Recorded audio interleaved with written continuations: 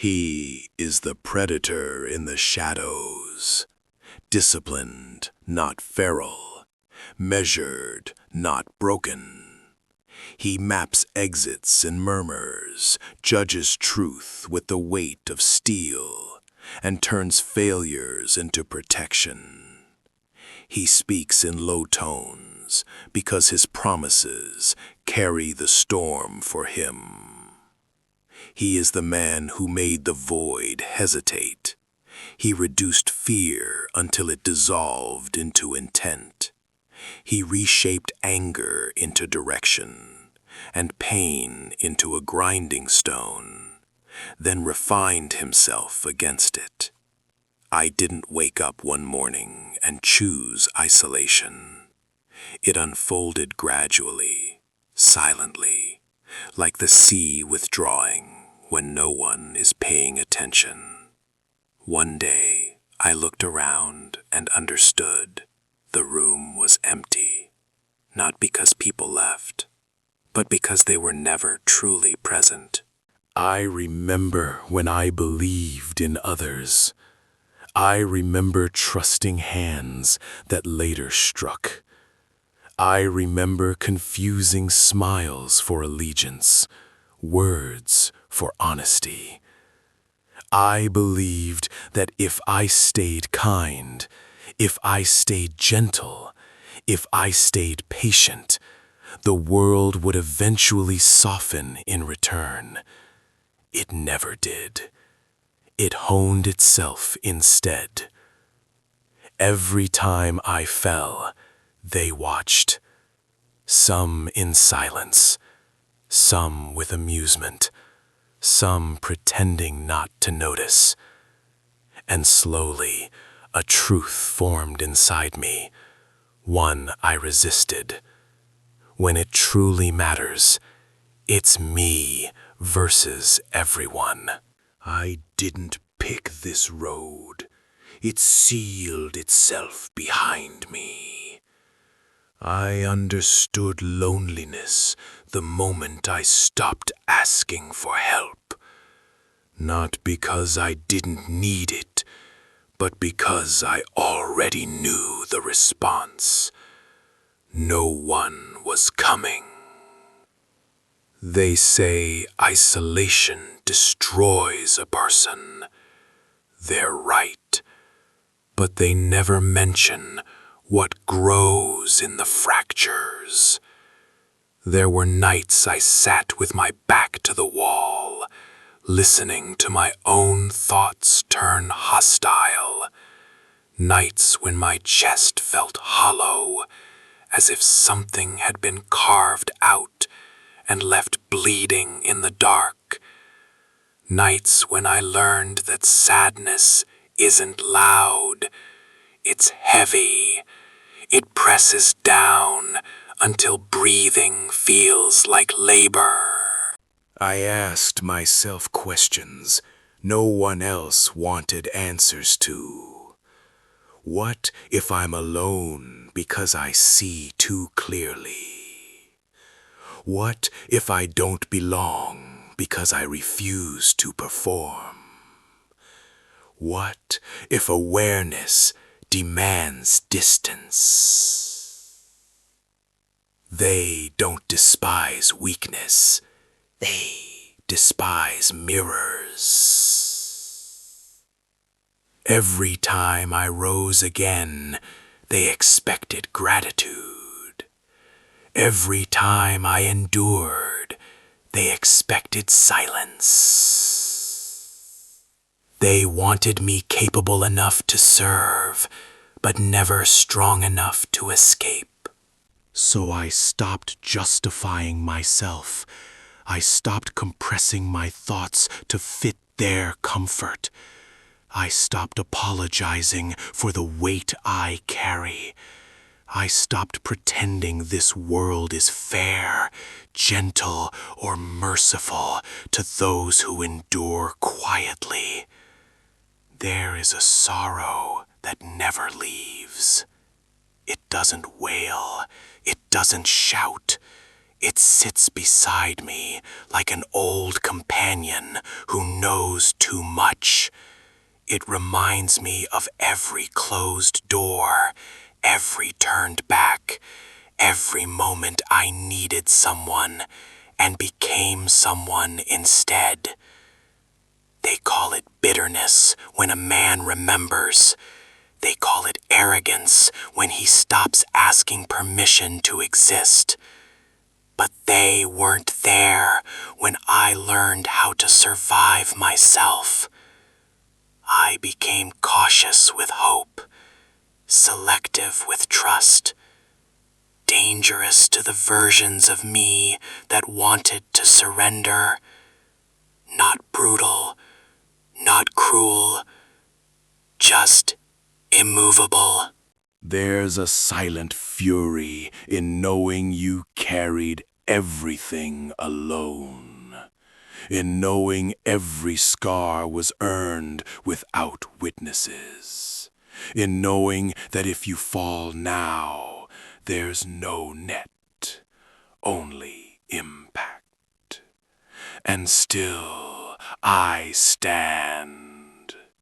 They don't understand what repetition of disappointment does, when betrayal becomes familiar, when reassurance is replaced by silence. They think strength roars. They think power announces itself.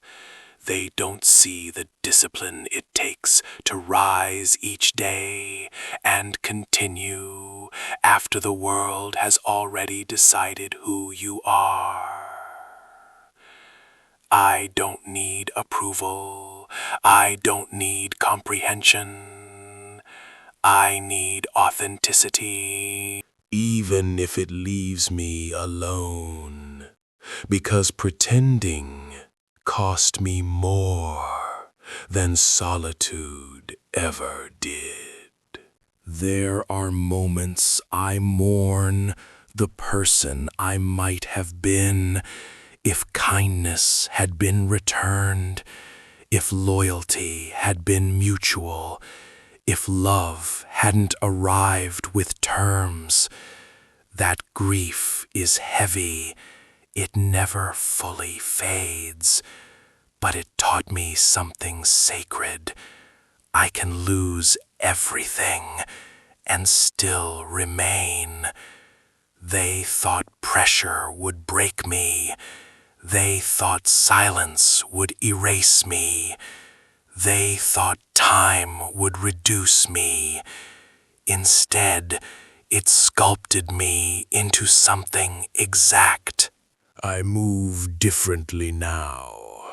I speak less. I observe more.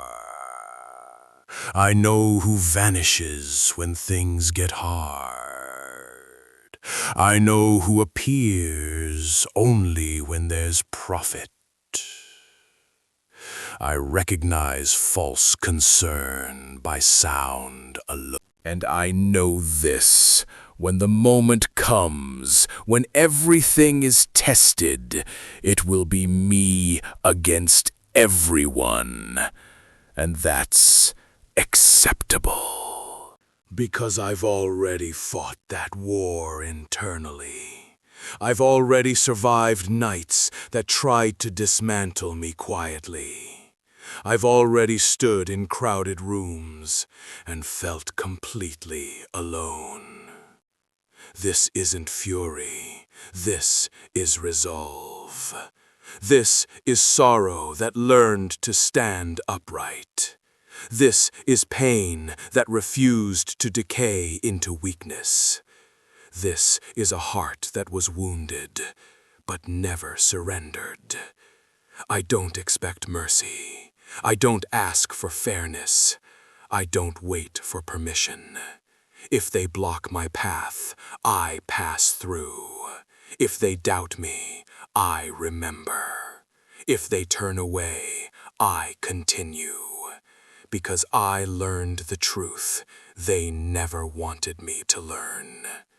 When it's me against everyone, I am sufficient. And I learned something else along the way, something no one prepares you for. Strength doesn't feel heroic. It feels isolating. It feels like carrying answers no one requested. It feels like recognizing patterns where others see noise. It feels like knowing the ending and moving forward regardless. There were times I hoped to be wrong. Times I waited longer than I should have just to see if someone would stay. They didn't. That's when sadness changed form. It stopped questioning, stopped negotiating, stopped hoping. It became acceptance. Most people don't want truth. They want comfort. They don't want depth. They want distraction. They don't want strength. They want obedience. And I was never built for that. I tried blending in once, dulled the edges of my thoughts, laughed at things that felt empty, agreed when every instinct said no. It felt like slow suffocation.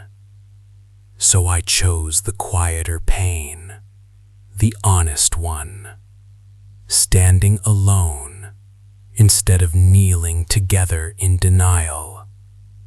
There's a sharp clarity that comes when you realize you are your own final defense. No backup, no safety net, no applause, just you and what lies ahead. They assume that makes a person cold, detached, heartless. They're mistaken. It made me careful with my heart, not absent of one. I still feel everything, maybe more than before. I just don't let it command me. I let it inform me. I feel sadness when I remember how easily I was replaced.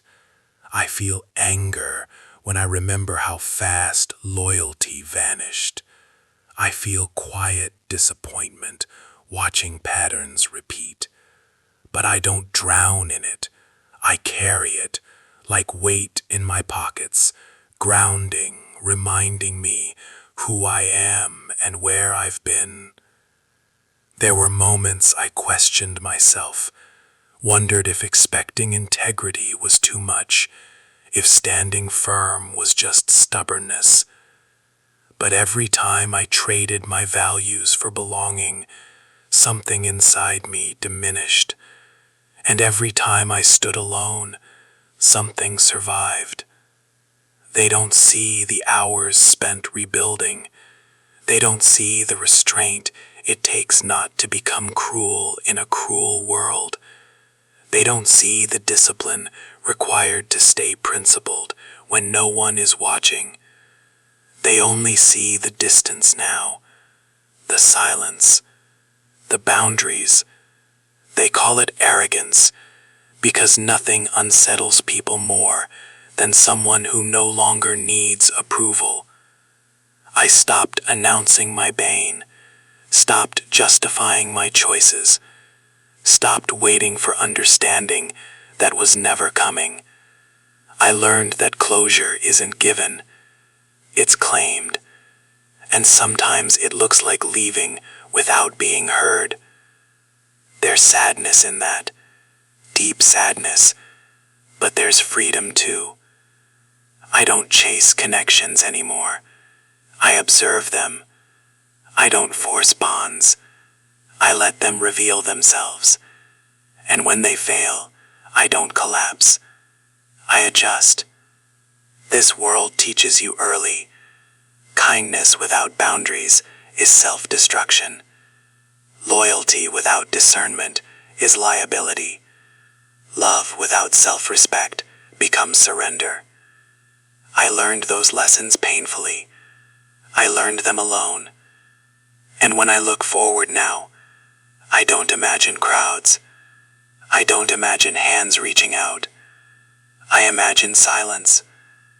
And strangely, it doesn't scare me. It feels familiar, like the stillness before resolve settles in. If they misunderstand me, so be it. If they doubt me, fine. If they leave, let them. I walked through emptiness and didn't vanish. I became someone who can stand in loss and remain intact, who can feel deeply without being ruled by emotion, who can be alone without becoming hollow. That isn't weakness. That's earned. When it's me against everyone, I don't rush. I don't panic. I don't strike blindly. I breathe. I evaluate. I endure. Because the one who survives isolation learns how to survive anything. And if the world insists I stand alone, then I will stand, quiet, steady, unbreakable, until even the silence understands I'm not going anywhere.